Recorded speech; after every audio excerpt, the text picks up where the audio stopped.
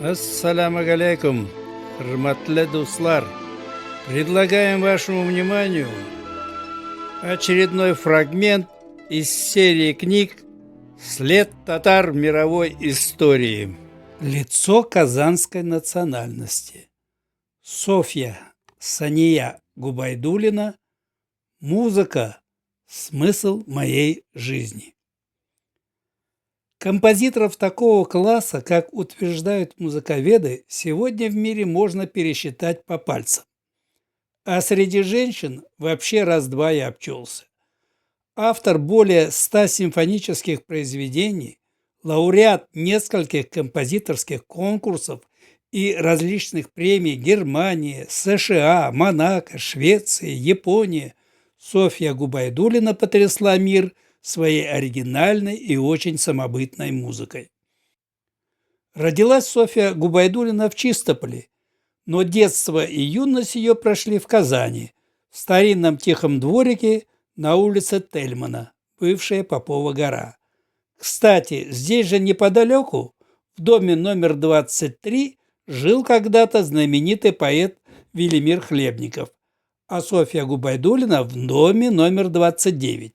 Деревянный особняк с резными фасадами и балконами в последние годы сильно обветшал и был предназначен под снос. Однако его спасли ее поклонники, и здесь теперь располагается центр Софьи Губайдуллиной. Благодаря воспоминаниям друзей и близких о казанском периоде жизни композитора 1931-54 известно довольно много. Часть материала была вывешена на официальном сайте Казани. Иногда приходится слышать мнение о том, что Казань якобы не оставила никакого следа в творчестве Софьи Губайдуллиной, и кроме притеснения она здесь ничего не видела. Лучше всего это утверждение опровергает она сама своим признанием. Без казанского периода ничего не могло бы случиться. Послушайте фрагмент из композиции Софьи Губайдуллиной «Звуки леса» из цикла «Маугли» и сами все поймете.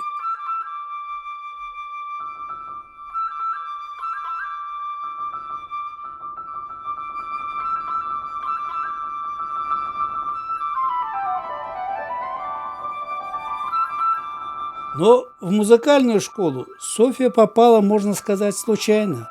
Ее туда привели не родители, которые не были музыкантами, а соседи. В довоенные годы в казанских дворах часто звучала музыка. Без гармошки ни один праздник не обходился. И пятилетняя девочка порой лихо отплясывала под нехитрый перебор тальянки. Софья Азгатовна утверждает, что хорошо помнит первую встречу с директором музыкальной школы, куда ее сначала не хотели принимать, но не из-за отсутствия музыкальных данных, а из-за малого возраста.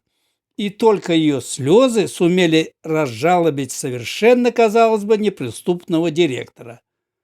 «Музыкальная школа стала для меня храмом», — вспоминает Софья Губайдуллина, «куда я вступала с трепетом и восхищением, а директор школы Рувим Львович Поляков совершенно необыкновенный человек с самыми высокими устремлениями стал моим духовным отцом». Ее портрет легко представить по воспоминаниям казанцев, размещенных уже на упомянутом официальном сайте города Казани. Кстати, коллеги по Казанской консерватории, где она потом училась, называли и продолжают называть ее не Софией, а по-татарски Санией. Рудольф Бренинг. Впервые увидел Санию, тогда все ее так назвали, когда учился в 6 классе музыкальной школы. Мы с мамой часто ходили в музыкальное училище на концерты. Именно на концерте я услышал Санию. Она сыграла, если не ошибаюсь, рондо капричиосо Мендельсона. Играла очень хорошо. Рядом со мной сидел Виктор Николаевич Горяев, сын известного профессора.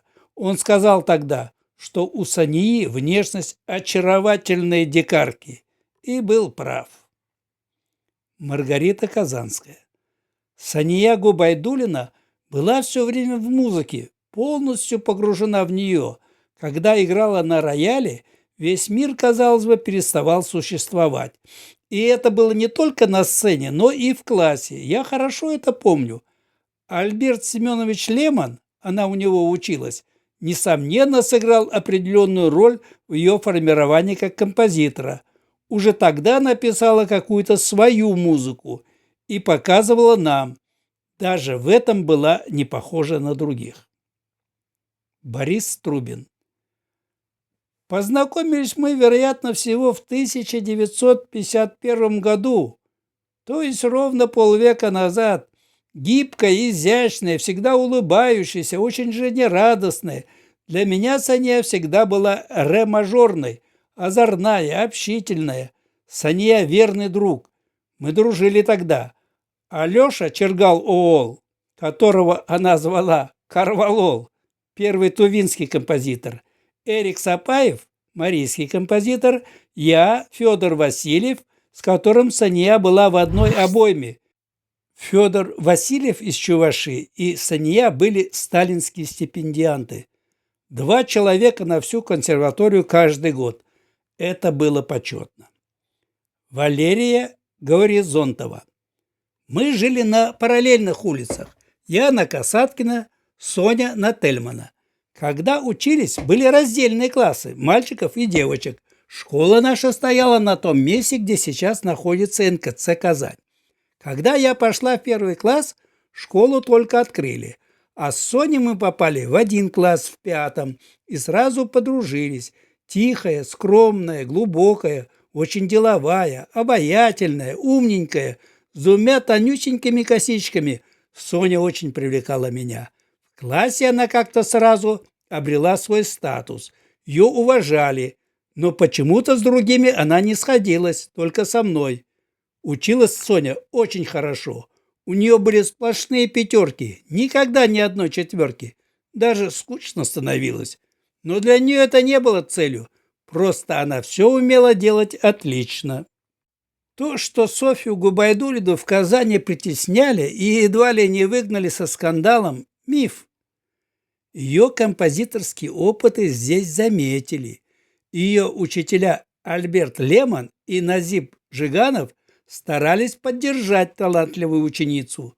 Другое дело, что не все могли понять и принять ее музыку не только в Казани, но и в Москве, куда она поехала продолжать музыкальное образование на курсах композиции в Московской консерватории.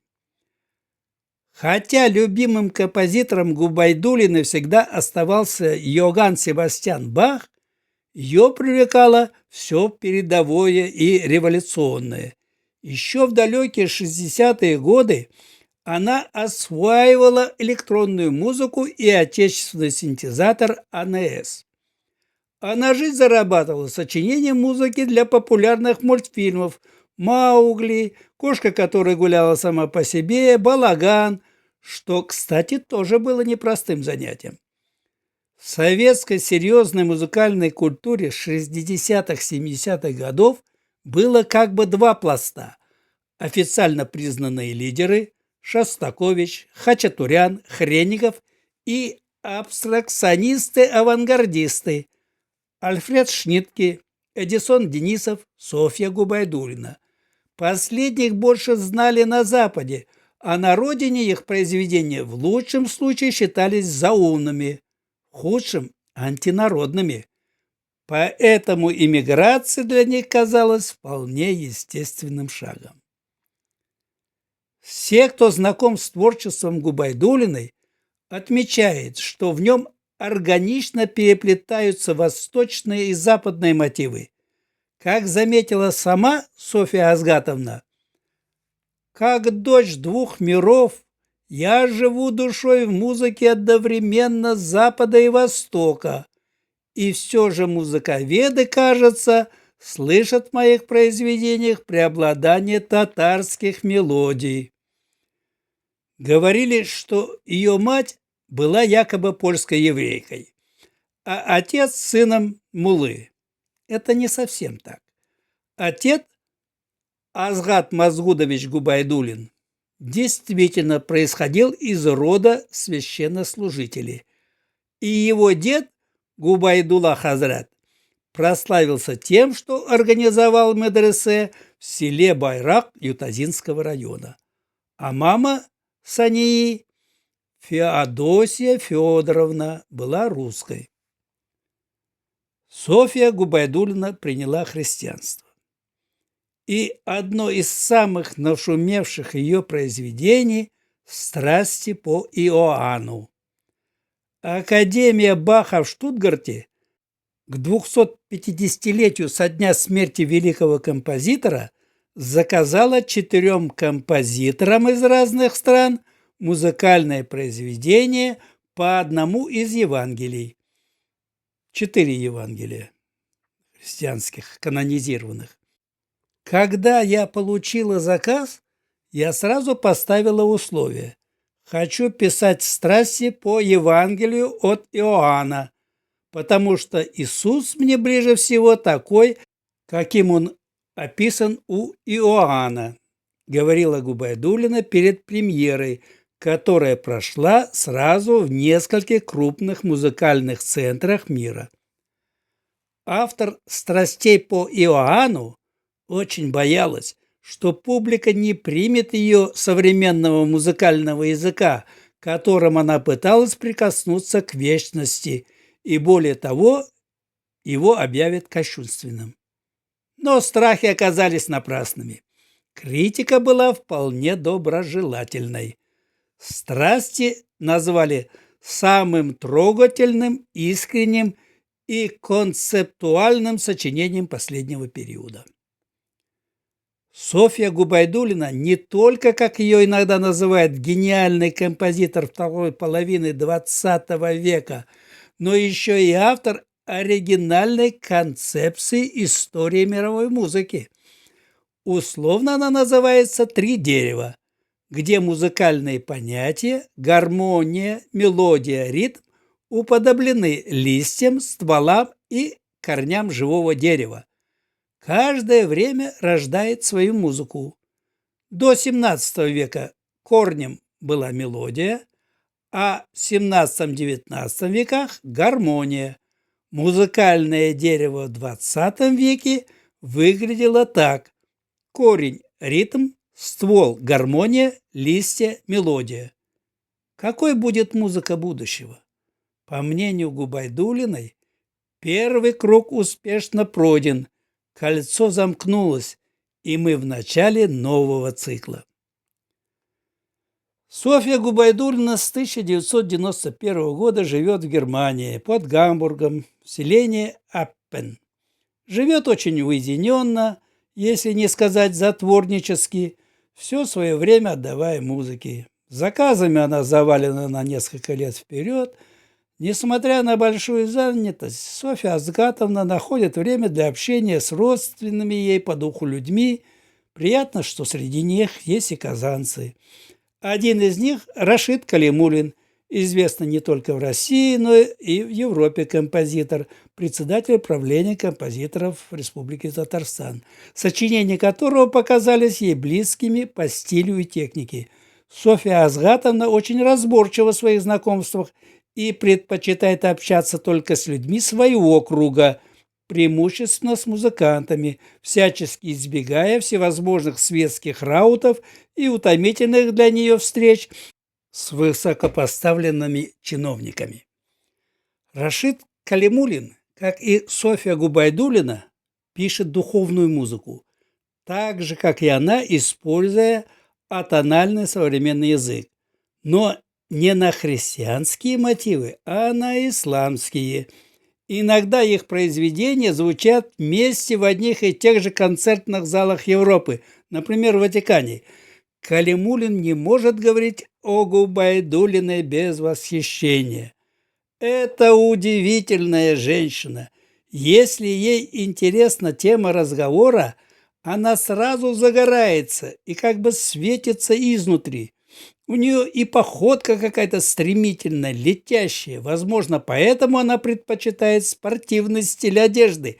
Софью Азгатовну, с которой мы в переписке на «ты», несмотря на солидную разницу в возрасте, я принадлежу к другому поколению и учился не у Лемона, как она, а у его учеников. Часто по-прежнему причисляет к авангардистам. Это, видимо, из-за ее нетрадиционного языка, хотя она в последнее время очень увлечена сочинением духовной музыки. Оценивая ее вклад в мировую музыкальную культуру, я бы сравнил его с тем признанием, которым во всем мире обладал Шаляпин. Очень приятно, что судьба этих двух великих музыкантов связана с Казанью. Из Википедии. В 2011 году в Казани прошли торжества и акции в честь 80-летия Губайдуллиной и объявление ее почетным гражданином Казани. В том же году с личным участием Софьи Губайдуллиной в Казани силами Государственного симфонического оркестра Республики Татарстан был основан ежегодный международный фестиваль современной музыки ее имени «Конкордия». В Казани проводится международный конкурс пианистов ее имени с участием студентов Казанской и других консерваторий. Спасибо, что досмотрели видео до конца. Следите за нашими выпусками. Продолжение следует. Давамы вам!